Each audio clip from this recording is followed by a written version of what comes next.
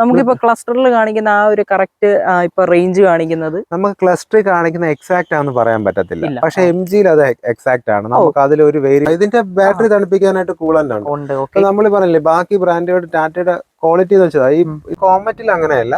നമ്മള് കാലെടുത്ത് അത് എൻ്റയർ ആയിട്ട് സ്റ്റോപ്പ് ആവും വണ്ടി. അതെന്ന് പറഞ്ഞാൽ ഞാൻ മനസ്സിലാക്കിയെടുത്തോളം പ്രൈസിംഗ് കൊണ്ട് മാത്രമാണ് ഈ ഒരു വണ്ടിയിലേക്ക് വന്നത്. അതോ അല്ല, നമ്മളെ മെയിൻ എന്ന് പറഞ്ഞാല് നമുക്ക് ഹലോ മച്ചന്മാരെ, welcome back to Solo Village. ഈ കാണുന്നത് ഏറ്റവും പുതിയ ടിയാഗോ EV. അപ്പൊ ഈ കാണുന്ന EV നമ്മൾ സ്വന്തമാക്കിയതല്ല, നമ്മുടെ ചാനലിൽ ആദ്യമായിട്ട് ഇതേ നമ്മൾ ഇലക്ട്രിക് വണ്ടിയുടെ യൂസർ റിവ്യൂ ആയിട്ട് വന്നിരിക്കുകയാണ്. ആനന്ദേട്ട പോര്, ആനന്ദേട്ടൻ ഇപ്പൊ എടുത്തിട്ടുള്ള വണ്ടിയാണ്. അത് പ്രത്യേകിച്ച് നമ്മുടെ വാലുവേഷന് വേണ്ടിയിട്ട് മാത്രം ഫോക്കസ് ചെയ്തെടുത്തതാണെന്ന് പറഞ്ഞ് ആദ്യം ചോദിക്കട്ടെ, why choose Tata Tiago EV? Main ആയിട്ട് ഈ വിലക്ക് അതേ ഉള്ളൂ. അതുകൊണ്ട് പ്രൈസിങ് തന്നെയാണ് മെയിൻ ഫാക്ടർ. 3 ദിവസം MGയുടെ വണ്ടി കൊണ്ടുവന്ന് വീട്ടിലിട്ട് ഓടിച്ചിട്ട് അഡ്വാൻസ് കൊടുത്ത എന്നിട്ട് എന്തുകൊണ്ട് EVയിലേക്ക് വന്നു? EVയിലേക്ക് വന്നെന്ന് പറഞ്ഞാൽ കുറെ കാര്യങ്ങളുണ്ട്. കുറെ കാര്യം വെച്ചാൽ MGയിൽ കുറെ പോസിറ്റീവ് ഉണ്ട്, പക്ഷെ യവനിൽ ഒരു പോസിറ്റീവ് ഉണ്ട്. അതുകൊണ്ടാണ് ഈ വണ്ടിയിലേക്ക് വന്നത്. ഇപ്പൊ ഇത് ടിയാഗോ ആണ്, നമ്മുടെ നോർമൽ പെട്രോൾ വണ്ടി ടിയാഗോ വരുന്ന അതേ സെയിം ഫീച്ചേഴ്സ് കാര്യങ്ങളൊക്കെയാണോ, ഇലക്ട്രിക് മാത്രമായിട്ടുള്ള വ്യത്യാസങ്ങളിൽ വന്നത്? ഫിസിക്കലി കാണുമ്പോൾ സെയിം ആണ്, പക്ഷെ ഫീച്ചേഴ്സിൽ അങ്ങനെയൊക്കെ ഡിഫറൻസ് ഉണ്ട്. പിന്നെ ഇതിന്റെ തന്നെ രണ്ടുണ്ട്, മീഡിയം റേഞ്ചും ഉണ്ട്, ലോങ് റേഞ്ചും ഉണ്ട്. ഞങ്ങൾ എടുത്തേക്കുന്നത് ലോങ് റേഞ്ച് ആണ്. പ്രൈസിംഗ് കൊണ്ട് മാത്രമാണ് ഈ ഒരു വണ്ടിയിലേക്ക് വന്നത്? അതോ അല്ല, നമ്മളെ മെയിൻ എന്ന് പറഞ്ഞാല് നമുക്ക് MGയില് 3 ദിവസം വണ്ടി 2 ദിവസം യൂസ് ചെയ്യാനുള്ള ഒരു ഫെസിലിറ്റി ഉണ്ടായിരുന്നു. അപ്പൊ എന്റെ നാട് അറിയാലോ, ഞാൻ ട്രിവാൻഡ്രംകാരനാണ്, ശ്രീകാര്യമാണ് എന്റെ സ്ഥലം. അപ്പം എനിക്ക് പത്തനംതിട്ടയിൽ നിന്ന് ശ്രീകാര്യം പോയി വരണം, അതാണ് നമ്മളെ നീഡെന്ന് പറയുന്നത്. അപ്പൊ MG നമുക്ക് ഓടി വരും, പക്ഷെ നമുക്ക് അന്നേരം എന്തെങ്കിലും ഒരു എമർജൻസി വന്നാല് നമ്മൾ തിരിച്ച് വീടെത്തത്തില്ല. അങ്ങനത്തെ ഒരു പ്രശ്നമുണ്ട്. അതായത് അവര് 230 ആണ് പറയുന്നതെങ്കിലും 200 റേഞ്ച് കിട്ടുന്നുണ്ട്. 230 വേണമെങ്കിൽ അതിൽ കിട്ടും. പക്ഷെ ടാറ്റയിൽ 315 പറയുമ്പോഴാണ് ഞങ്ങൾക്ക് ഈ 230 കിട്ടുന്നത്. അതുപോലെ തന്നെ MGയിൽ ഫീച്ചേഴ്സ് ഉണ്ട്. നമുക്കിപ്പോ ഇതിന്റെ റേഞ്ചിൽ വരുന്ന വണ്ടിയിൽ ഇഷ്ടം പോലെ ഫീച്ചേഴ്സ് ഉണ്ട്. അതിൽ ഇൻബിൽട്ട് നമുക്ക് ഈ പറഞ്ഞ മ്യൂസിക് സിസ്റ്റം നമുക്ക് വയർലെസ് ആയിട്ട് ആൻഡ്രോയിഡ് ആട്ടോ കണക്ട് ചെയ്യാം. ഫുൾ ഫീച്ചേഴ്സ് ആണ്. ശരിക്കും പറഞ്ഞാൽ വണ്ടിക്കകത്ത് കയറിയാൽ തന്നെ നമുക്ക് ഒരു 20 ലക്ഷം രൂപയുടെ വണ്ടിയുടെ ഒരു ഫീൽ ഉണ്ട്, ലക്ഷറി ഫീൽ കിട്ടുന്നു. അതിന്റെ അകം ഒരു നല്ലൊരു നമുക്ക് പ്ലസന്റ് ഫീലും കാര്യങ്ങളാണ്. പക്ഷെ അതിന്റെ ഒരു മെയിൻ ഡ്രോബാക്ക് എന്ന് പറഞ്ഞാൽ എനിക്ക് തോന്നുന്നു അതുകൊണ്ടാവാം വണ്ടി കുറച്ച് ഇറങ്ങുന്നത്. ഫാസ്റ്റ് ചാർജിങ് ഓപ്ഷൻ ഇല്ല. അതായത് നമുക്ക് പക്ക ഒരു ഓഫീസ് പർപ്പസിന് മാത്രമേ ആ വണ്ടി യൂസ് ചെയ്യാൻ പറ്റുള്ളൂ. ഇപ്പൊ നമ്മളെ സംബന്ധിച്ച് ഇപ്പൊ വാല്യൂഷൻ ചിലപ്പോൾ ഇന്ന് തിരുവനന്തപുരം ആണെങ്കിൽ നാളെ തൃശ്ശൂരായിരിക്കും, ചിലപ്പം കണ്ണൂരായിരിക്കും അടുത്ത പോണേ. അപ്പൊ നമുക്ക് അതുകൊണ്ട് പോസിബിൾ അല്ല. നമുക്കൊരു 6 hour 7 hour ചാർജ് ചെയ്തത് നമുക്ക് ഒരു സ്ഥലത്ത് പോകാൻ പറ്റത്തില്ല. അപ്പൊ നമുക്ക് അല്ല, പക്ഷെ ഡെയിലി ഒരു 200 കിലോമീറ്റർ അകത്തുള്ള ഓട്ടോ ഉള്ള ആൾക്കാണെങ്കിൽ കോമറ്റ് നല്ല വണ്ടിയാണ്, പ്രശ്നമില്ല. കോമറ്റും ഈ ഒരു ടിയാഗോയായിട്ട് എത്ര രൂപയുടെ ഒരു പ്രൈസ് ഡിഫറൻസ്? 3 lakhന് ഡിഫറൻസ് ഉണ്ട്. മോർ ദാൻ 3 lakh rupeesന്റെ വ്യത്യാസമുണ്ട്.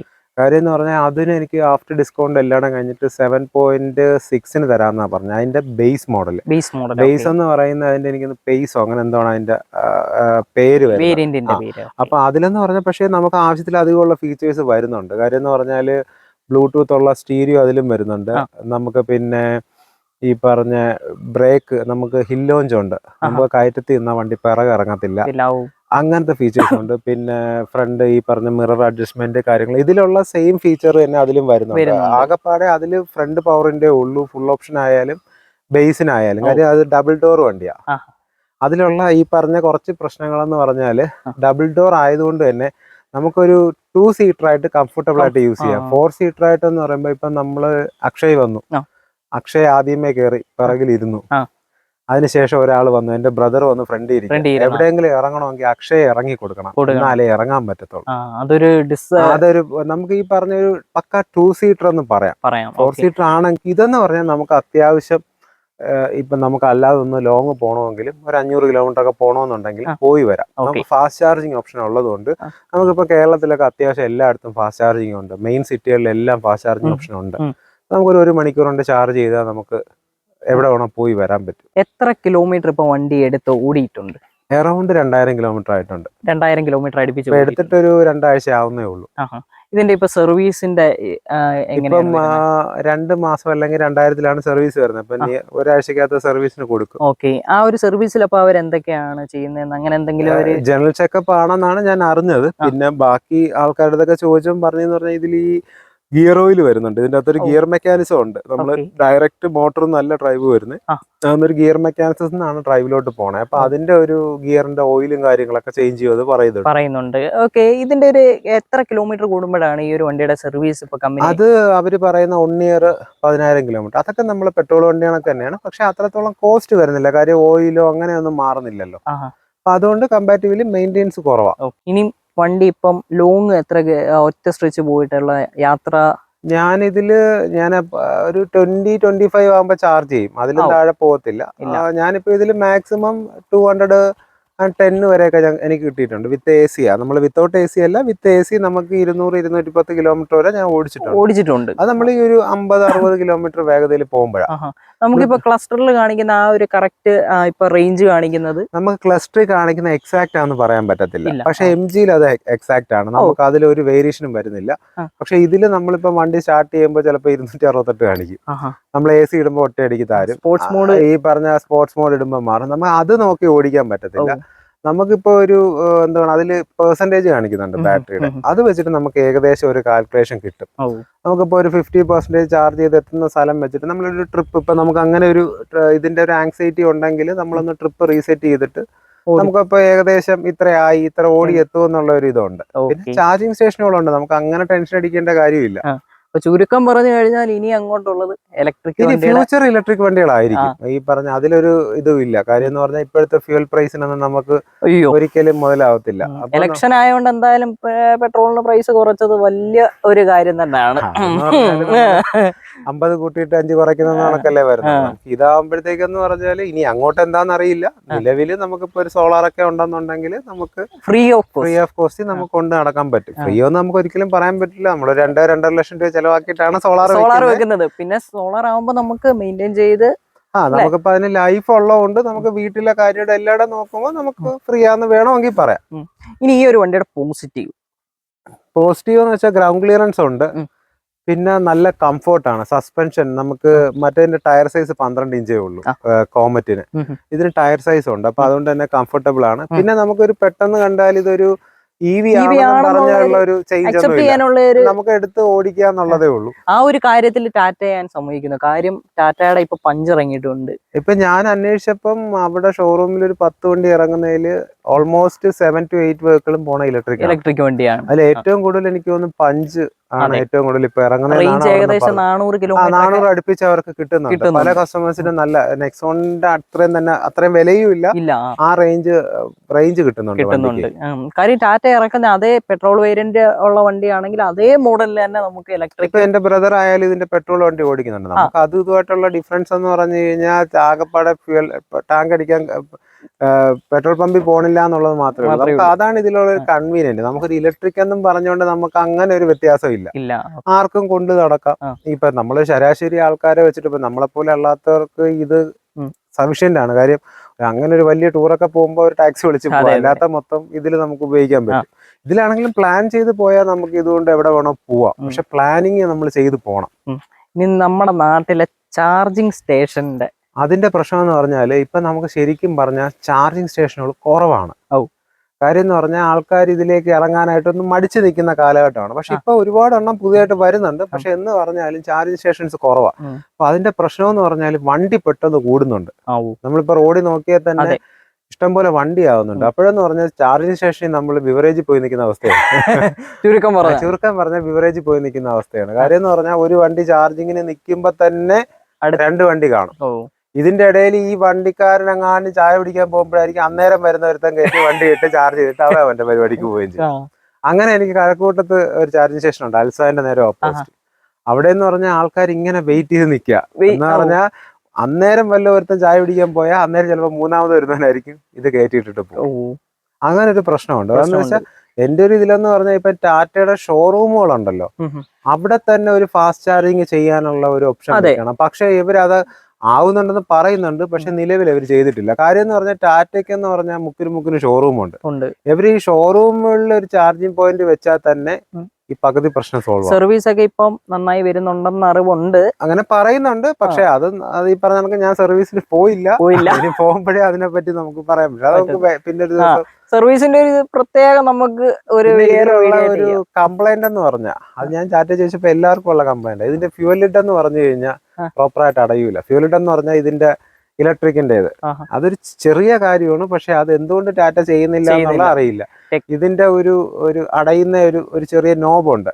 നോബല്ല, ഒരു ലോക്ക് വീഴുന്ന മെക്കാനിസം ഉണ്ട്. അത് തീരെ കട്ടി കുറവ്. അതാണ് നമുക്ക് സങ്കടം എന്ന് പറയുന്നത്. ഇത്രയും വലിയ കമ്പനി ചില കാര്യങ്ങളിൽ ഇവര് ഈ പറയുന്ന കണക്ക് അത് ചെയ്യാവുന്ന കാര്യമേ ഉള്ളൂ, പക്ഷെ അവർ ചെയ്യില്ല. ഇതിപ്പോ നമുക്ക് ചാർജിങ് സ്റ്റേഷനിലാണ് എത്ര മണിക്കൂർ അത് നമ്മള് ഇവര് പറയുന്ന 10 to 80% 1 hour എന്നാ പറയുന്നത്. നമ്മളങ്ങനെ 10 വരെ പോകത്തില്ല. 25 ഞാൻ ചെയ്യുന്നത് ഒരു മണിക്കൂർ, മാക്സിമം 1 മണിക്കൂർ, അല്ലെങ്കിൽ 1 മണിക്കൂർ 10 മിനിറ്റ്. നമുക്കൊരു വാലറ്റിൽ നിന്ന് എമൗണ്ട് ഒക്കെ പോകുന്നു. അത് പലതും പല റേറ്റ് ആണെന്നേ. കാര്യം എന്ന് പറഞ്ഞാൽ ഇപ്പം ഞാൻ യൂസ് ചെയ്യുന്ന 4 എണ്ണം ഉണ്ട്. അതിൽ 4 എണ്ണത്തിൽ ഒന്നെന്ന് പറഞ്ഞാൽ ഈ ഗവൺമെന്റിന്റെ ഈ പോസ്റ്റിലൊക്കെ വെച്ചേക്കുന്നത് ഈ നബാർഡിന്റെ അവരെയൊക്കെ ചാർജിങ് സ്റ്റേഷൻസ് ഉണ്ട്, അനേർട്ടിന്റെ ഒക്കെ. പിന്നെ അതല്ലാതെ ഈ പറഞ്ഞ ഗോ ഈസി എന്ന് പറഞ്ഞിട്ടുണ്ട്. പിന്നെ സിയോൺ ചാർജിങ്. ഇത് രണ്ടുമാണ് ഇവിടെ കോമൺ ആയിട്ട്. പിന്നെ EV ഓക്കെ എന്നും പറഞ്ഞിട്ട് നമുക്ക് റേറ്റ് പലയിടത്തും വ്യത്യാസമുണ്ട്. എന്നാലും ഇപ്പൊ ഒരു എസ്റ്റിമേറ്റ്, ഒരു ബെയർ മിനിമം നമ്മളൊരു 260 തൊട്ട് എനിക്ക് വരുന്ന ചാർജ് 260 തൊട്ട് ഒരു 340 രൂപ വരെയാണ് എനിക്ക് പല ചാർജിങ് സ്റ്റേഷനായിട്ട് റേറ്റ് വന്നേക്കുന്നത്. അപ്പോൾ നമ്മൾ ഈ പറഞ്ഞ അത് ഡിപ്പെൻസ് ആണ്. എനിക്ക് റേറ്റ് കുറവായിട്ട് എനിക്ക് തോന്നിയത് ഗോയിസിയിലാണ്. പക്ഷെ എല്ലാരും പറയുന്നത് EV ഓക്കെയിലാണ് റേറ്റ് കുറവെന്നാണ്. പക്ഷെ എനിക്ക് അതിനെ പറ്റിയിട്ട് അറിയില്ല. പക്ഷെ എനിക്ക് ഫലത്തില് റേറ്റ് കൂടുതൽ വന്നത് EV ഓക്കെ എന്നാണ്. ഇനിയിപ്പോ വീട്ടിൽ ചാർജ് ചെയ്യുമ്പോൾ എത്ര ടൈം കൊണ്ട് ഫുൾ ചാർജ്? വീട്ടിൽ നമ്മൾ ഈ ഒരു 12 മണിക്കൊക്കെ ഇട്ടാൽ രാവിലെ 7 മണിയൊക്കെ ആകുമ്പോഴത്തേക്ക് ഞാൻ വരുമ്പോ ഫുൾ ചാർജ് ആയി കിടക്കാറുണ്ട്. എനിക്ക് തോന്നുന്നൊരു 10-11 മണിക്കൂർ എടുക്കും. സ്ലോ ചാർജിങ് ആണ്, സ്ലോ ചാർജിങ് ആണല്ലോ. പിന്നെ ടാറ്റയുടെ തന്നെ 50,000 രൂപ കൊടുത്താൽ ഇവര് 2 മണിക്കൂർ കൊണ്ട് ചാർജ് ആവുന്ന AC ഫാസ്റ്റ് ചാർജിങ് ഉണ്ട്. കറണ്ട് ബില്ല് വന്നോ? ആദ്യത്തെ വന്നില്ല. ഇനി അത് വരുമ്പോ അറിയണം നമ്മൾ ഇവിടെ വീട്ടിൽ ചെയ്യണോ അവിടെ ചെയ്യണോ എന്നുള്ളത്. എന്നാലും എനിക്ക് തോന്നുന്നു ഇപ്പൊ ഉപയോഗിക്കുന്ന കുറച്ച് ഞങ്ങളെ ഫ്രണ്ട്സ് ഒക്കെ ഉണ്ട്. അപ്പൊ അവര് പറഞ്ഞിട്ടാ നമ്മൾ വണ്ടി എടുത്തേ. അപ്പൊ പുള്ളിയൊക്കെ പറയുന്നതെന്ന് പറഞ്ഞാൽ പുള്ളി ഡെയിലി ചാർജ് ചെയ്യുന്ന ആളാണ്. പുള്ളിക്ക് അറൗണ്ട് ഒരു 14,000 രൂപ 13,000 രൂപ 2 മാസത്തേക്ക് വരുന്നുണ്ട്. അപ്പൊ നമ്മളൊരു 7,000 രൂപ വെച്ച്. അപ്പൊ അതിൽ നമ്മൾ വീട്ടിലൊരു 2,500-3,000 മാറ്റി കഴിഞ്ഞാൽ ഒരു 4,000 രൂപ ആ റേഞ്ചിൽ അവർക്ക് വരുന്നുണ്ട്. എനിക്ക് അത്രയും യൂസ് വരുന്നില്ല. അത് നമ്മളിനി നമുക്ക് ചാർജ് വരുമ്പോഴേ കറക്റ്റ് ആയിട്ടുള്ള പറയാൻ പറ്റത്തുള്ളൂ. ഇനി ഇലക്ട്രിക് വണ്ടി ഡെയിലി യൂസ് ഉള്ളവർ മാത്രം ഇലക്ട്രിക് വണ്ടിയിലേക്ക് ഓട്ടോ ഉള്ളവരെടുത്താൽ മതി. എന്റെ അഭിപ്രായത്തിൽ അതാണ്, ഓട്ടോ ഉള്ളവരെടുത്താൽ മതി. ഡീസൽ വണ്ടിയുടെ കേസ് പറയുന്ന മോണക്കാണ്. അതായത് നമ്മളിപ്പം വല്ലപ്പോഴും എടുക്കാൻ വേണ്ടിട്ട് ഒരു ഇലക്ട്രിക് വണ്ടിയുടെ ആവശ്യമൊന്നുമില്ല. നമ്മൾ കാര്യം അത് വലിയ ഇപ്പൊ നമ്മളൊരു 5,000 2,000 രൂപ 3,000 രൂപ നമ്മൾ മാസം പെട്രോൾ അടിക്കുന്ന ഉള്ളെങ്കിൽ നമ്മൾ പിന്നെ EV-ലോട്ട് പോകേണ്ട കാര്യമില്ല. കാര്യം നോർമൽ വണ്ടിയേക്കാളും എങ്ങനെ പോയാലും 2-3 ലക്ഷം രൂപ വില കൂടുതലാണ്. അപ്പൊ നമുക്ക് ആ വിലക്ക് ഉള്ള പെട്രോൾ പോലും നമ്മൾ അടിക്കുന്നില്ലല്ലോ. ആർക്കൊക്കെയാണ് ശരിക്കും സജസ്റ്റ് ചെയ്യാവുന്നതെന്ന് പറഞ്ഞാൽ ഇപ്പം മിക്കവാറും ആൾക്കാർ സ്കൂട്ടറിൽ കുഞ്ഞുങ്ങളെ കൊണ്ടാക്കിയിട്ട് ഓഫീസിൽ പോണ പാരന്റ്സ് ഒക്കെ ഉണ്ട്. അവരെ സംബന്ധിച്ച് ഒരു സിംഗിൾ വണ്ടി ആക്കിയിട്ട് എല്ലാവർക്കും കൂടെ ഒരു ഒറ്റ ട്രിപ്പിൽ പോയി വരാവുന്ന രീതിക്ക് ഒരു ദിവസം 40 കിലോമീറ്റർ 50 കിലോമീറ്റർ ഓട്ടോ ഉള്ള ഒരാൾക്ക് ബെസ്റ്റ് ആണ് ഈ വണ്ടി. ഇനിയിപ്പോ നമുക്ക് ഇലക്ട്രിക് വണ്ടിയുടെ ഈ ഒരു ബോണത്തിന്റെ ഉൾഭാഗം എഞ്ചിൻ ബേ അകത്തെന്ന് പറഞ്ഞാല് നോർമൽ വണ്ടി കണക്കൊക്കെ തന്നെയാണ് എഞ്ചിൻ റൂം വരുന്നത്. നമ്മളെ കോമറ്റ് വന്നിട്ട് റിയർ വീൽ ഡ്രൈവ് ആണ്. ഇതിന്റെ ഫ്രണ്ട് വീല് വരുന്നോണ്ട് ഇതിന്റെ യൂണിറ്റും കാര്യങ്ങളും എല്ലാം മുൻവശത്താ വരുന്നത്. ബാറ്ററി പാക്ക് ഇതിന്റെ പിറകുവശത്തുമാണ് വരുന്നത്. നമ്മൾ നോർമൽ പെട്രോൾ വണ്ടിയൊക്കെ ഓപ്പൺ ചെയ്യുന്ന അതേ സെയിം ഈ പറഞ്ഞ നമ്മള് മൗണ്ടിങ്ങും കാര്യങ്ങളൊക്കെ എഞ്ചിൻ കണക്ക് തന്നെയാണ്. ഇത് മോട്ടറാണ്. ഇതിനൊരു ഗിയർ ബോക്സ് യൂണിറ്റ് കാര്യങ്ങളുണ്ട്. ഇത് അതിന്റെ യൂണിറ്റും കാര്യങ്ങളൊക്കെയാണ്. ഇതെന്താണ് ഇപ്പൊ വരുന്നത്? നമുക്ക് ഇതിന് കൂളന്റ് ഉണ്ട്. ഇതിന്റെ ബാറ്ററി തണുപ്പിക്കാനായിട്ട് കൂളന്റ് ഉണ്ട്. നമ്മൾ പറഞ്ഞില്ലേ ബാക്കി ബ്രാൻഡുകളുടെ ടാറ്റയുടെ ക്വാളിറ്റി എന്ന് വെച്ചാൽ ഇതൊക്കെ എന്തോരം വെയിറ്റ് ഉണ്ടെന്ന് അറിയാവോ? ബോണറ്റൊക്കെ അത്ര ഹെവിയാണ്. ക്വാളിറ്റി കുറച്ചിട്ടില്ല. ഇപ്പം സ്വിഫ്റ്റ് യൂസ് ചെയ്യുന്ന ആളാണ് അക്ഷയ്. അക്ഷയ്ക്ക് അറിയാം. പിന്നെ ഈ സ്വിഫ്റ്റ് ഒക്കെ നമുക്ക് പൂ പോലെ തുറക്കാം. ഇത് നല്ല ഹെവിയാണ് സാധനം. നമുക്കിപ്പോ നോർമലി എക്സ്റ്റൻഡഡ് ഒരു ബാറ്ററി ഇതിന് നമുക്ക് സെപ്പറേറ്റ് ബാറ്ററി വരുന്നുണ്ട്. ബാറ്ററി എന്ന് പറഞ്ഞാൽ ഇതില് നമ്മൾ ഈ സെയിം പെട്രോൾ വണ്ടി കണക്ക് തന്നെയാണ് ഇതിന്റെ ഈ പറഞ്ഞ വയറിംഗ് സിസ്റ്റവും കാര്യങ്ങളും എല്ലാം. ഇതിലോട്ട് ഈ പറഞ്ഞ എന്തുവാണ് 12 വോൾട്ട് എക്സ്ട്രാ ബാറ്ററിയിലോട്ട് ചാർജ് ചെല്ലുന്നുള്ളതെന്ന് മാത്രമേ ഉള്ളൂ. ഇതിൽ വരുന്ന ഫീച്ചേഴ്സ് എന്ന് പറയുമ്പോൾ AC power shearing, climate control AC വരുന്നത്, ഹാർമന്റെ സ്റ്റീരിയോ തന്നെ വരുന്നുണ്ട്, സ്പീക്കറും ട്യൂട്ടറും എല്ലാം വരുന്നുണ്ട്. പിന്നെ ഓൺലി ഡിഫറൻസ് എന്ന് പറഞ്ഞാൽ ഇതിൽ ക്യാമറ വരുന്നില്ല. ഇപ്പൊ ഇത് നമ്മള് പുറത്ത് എക്സ്ട്രാ ക്യാമറ, പക്ഷെ ഇതില് ആക്സറീസ് ആയിട്ട് ചെയ്യാൻ പറയുന്നില്ല അവര് ടാറ്റയെന്ന്. പിന്നെ നമുക്ക് വേണമെങ്കിൽ ഇപ്പൊ ഡാഷ് ക്യാം ഒക്കെ അവൈലബിൾ ആണ്.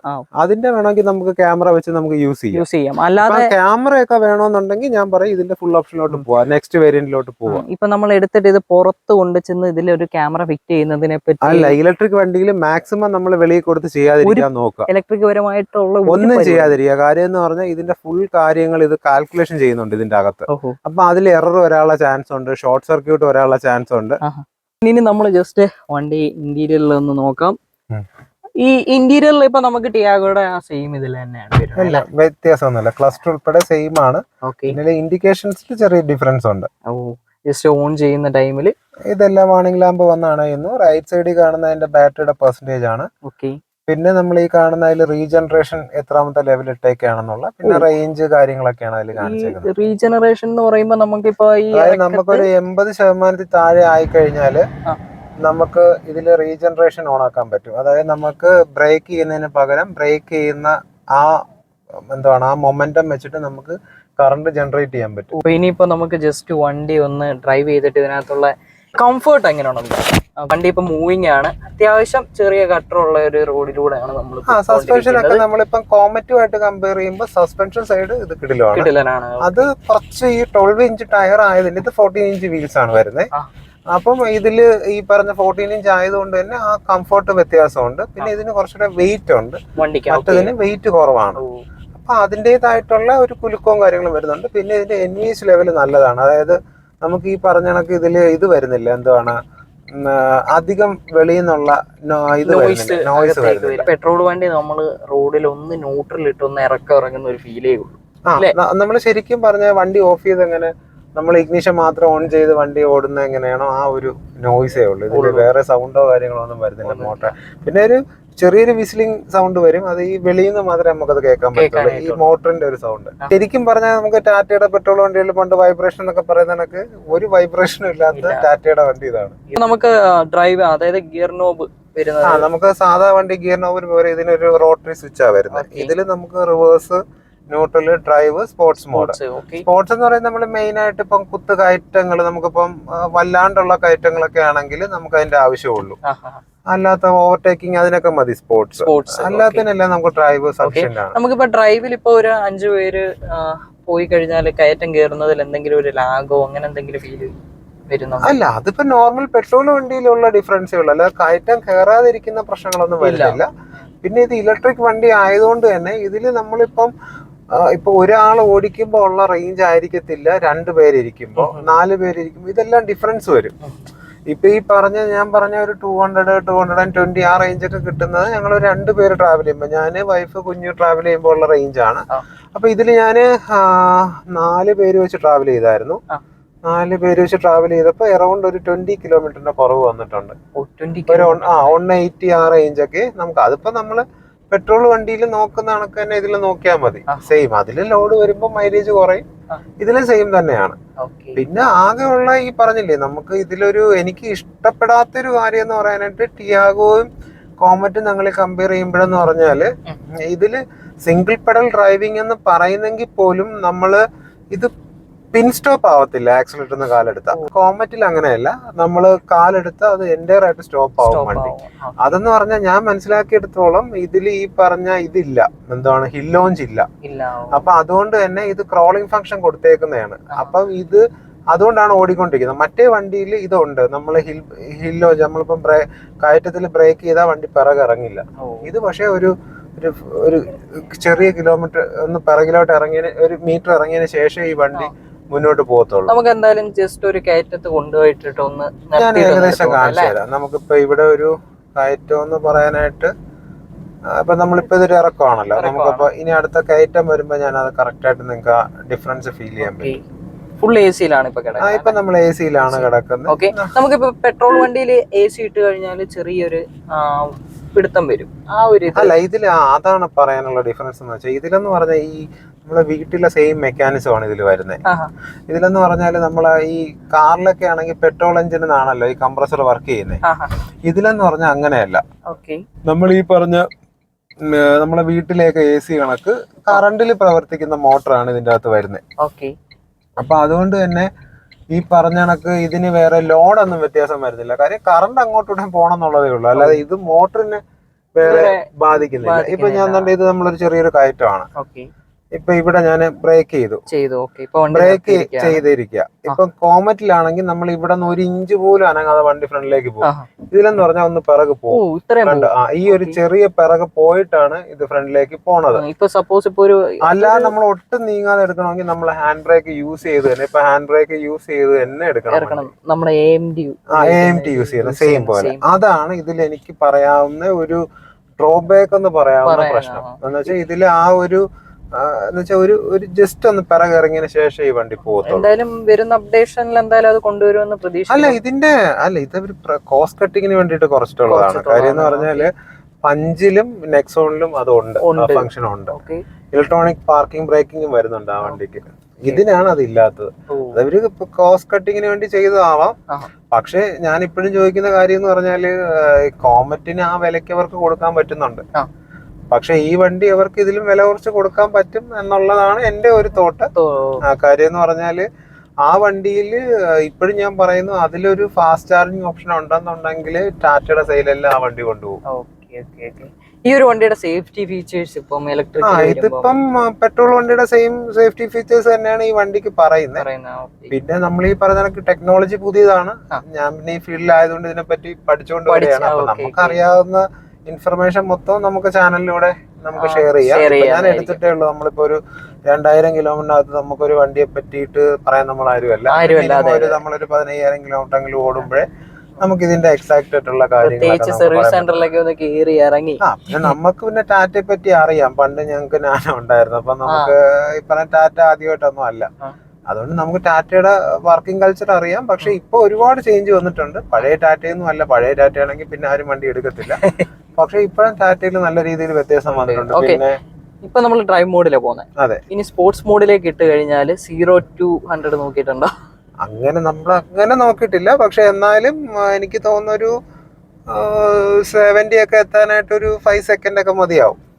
അത്ര ഫാസ്റ്റ് ആണ്. നമ്മളെ ബൈക്ക് കണക്ക് തന്നെ ഇത് കയറിപ്പോവും. നമ്മളിപ്പോ ഒരു വണ്ടി ഓവർടേക്ക് ചെയ്യണമെന്ന് വെച്ചാലും 2-3 വണ്ടീനെയൊക്കെ ഓവർടേക്ക് ചെയ്ത് വരും ഈ വണ്ടി.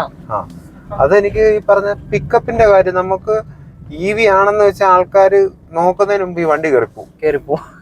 അത് ഇതിനേക്കാളും അക്രമമായിട്ടുള്ള പവറാണ് ഈ നെക്സോണൊക്കെ ഞാൻ ഓടിച്ചിട്ടുണ്ട്. ഇതിനേക്കാളും നല്ല പവറാണ്. അതൊക്കെ നമുക്ക് പേടിപ്പെടുത്തുന്ന പവറാണ്. ഞങ്ങളെ ഈ ഒരു ഫ്രണ്ടിനുണ്ട് വണ്ടി, നെക്സോൺ EV ഉണ്ട്. അപ്പം പുള്ളിയുടെ വണ്ടി ഞാൻ ഓടിച്ചിട്ടുണ്ട്. പിന്നെ ഈ വണ്ടി ആയാലും നമ്മളൊരു ഫ്രണ്ടിനുണ്ട്, പുള്ളിക്കാരൻ നിയർലി 25,000 കിലോമീറ്റർ ഓടി. പുള്ളിയുടെ ഒക്കെ ഒരു ഫീഡ്ബാക്ക് എടുത്തിട്ടാണ് നമ്മൾ ഈ വണ്ടി എടുക്കുന്നത്. ശരിക്കും പറഞ്ഞാൽ ഒരു ഫൺ ഡ്രൈവ് അല്ലേ? ഇതെന്ന് പറഞ്ഞാല് ഞാൻ പറയുന്ന നമുക്കൊരു 10 lakh ഒക്കെ അഫോർഡ് ചെയ്യാൻ പറ്റുമെന്നുണ്ടെങ്കിൽ നിങ്ങൾ ഇത് ഒന്ന് എടുത്ത് എക്സ്പീരിയൻസ് ചെയ്യണം. കാര്യം എന്ന് പറഞ്ഞാൽ നമ്മള് പെട്രോൾ വണ്ടിയായിട്ട് ഇതിന് ഒരുപാട് വ്യത്യാസങ്ങളുണ്ട്. നമ്മളത് പറഞ്ഞിരുന്നേക്കാളും നമ്മളത് ഓടിക്കണം. നമുക്കിപ്പം ഇപ്പൊ കണ്ടിന്യൂസ് ഇപ്പൊ 200 കിലോമീറ്റർ ഓടാൻ വണ്ടി.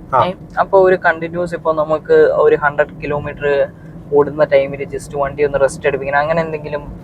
അല്ല, അങ്ങനെയൊന്നും ഇതൊന്നുമില്ല. അങ്ങനെയൊന്നും ഒരു പറയുന്നൊന്നുമില്ല.